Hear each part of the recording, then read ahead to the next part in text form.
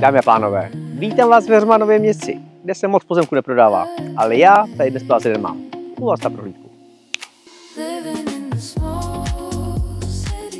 Jedná se o pozemek o celkové výměře 1792 m2 a najdete na něm rekreační chatu, studnu s pitnou vodou a septik. Dá se tady postavit dům v celoročním užívání o zastavené ploše 50 m2 a maximální možnou výškou 7 m2. Inspirovat se tady můžete u mnoha sousedů. Pokud vás tohle místo zaujalo, tak navštivte můj web petrivanko.cz. Tam naleznete doplňující informace, no a pak už mi stačí jen zavolat a půjdeme se sem podívat společně. A mějte se moc hezky.